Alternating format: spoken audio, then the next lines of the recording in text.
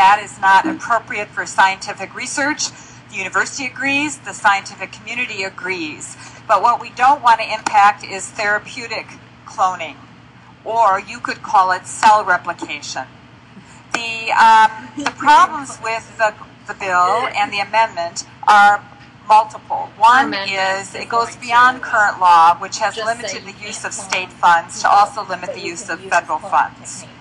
It uses the language at any stage and the language of embryo instead of a fetus, whereas my amendment specifically talks about the creation of a human fetus, because you don't start in the creation of a human fetus until implantation.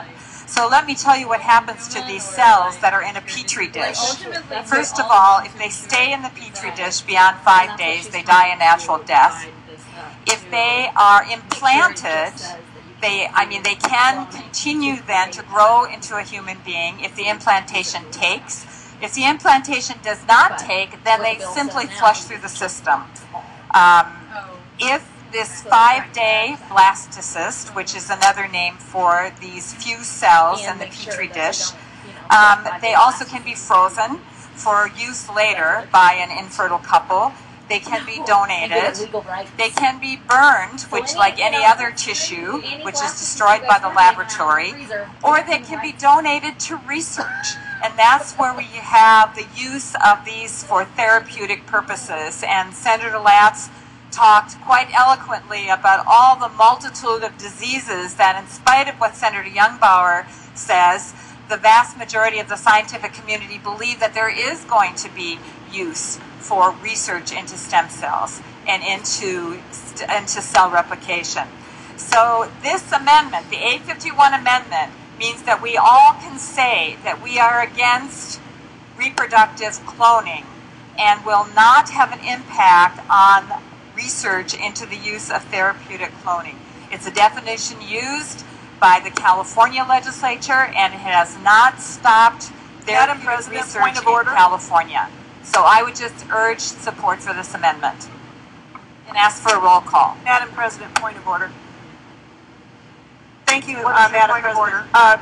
This does not appear to be an amendment to my amendment. It's not referencing my amendment. Certainly, I would encourage Senator Pappas to offer an amendment as she so chooses. However, this amendment does not speak to mine. It is not referenced to mine. I suggest that we vote on my amendment and allow Senator Pappas to proceed as she wishes. Senator Pappas? Madam Chair, the revisers put together this amendment. The first line says, Senator Pappas moves to amend the Nelson Amendment to Senate File 924 as follows.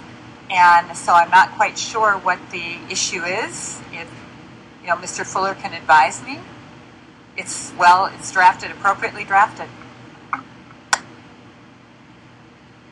So if you don't like my amendment, you can just vote down my amendment, and then Senator Nelson's amendment is before you. But this is the amendment that would be acceptable to the Mayo Clinic, to the University of Minnesota, and the research community.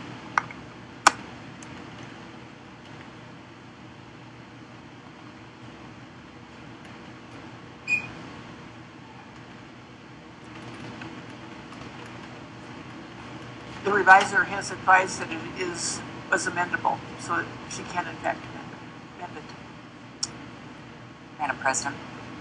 Senator Fishbass. Madam President, then, given that we will be looking at the amendment, I'm going to oppose it. I think that the language that we have in the existing bill that defines human cloning is what we are looking at, what we have in the bill to define it. This is the same language. The definition of human cloning in the bill that I'm carrying is the same that has been in statute for several years, and as a matter of fact was in Senator Pappas's higher ed bill of several years ago. There's a few changes, but the definition is the same.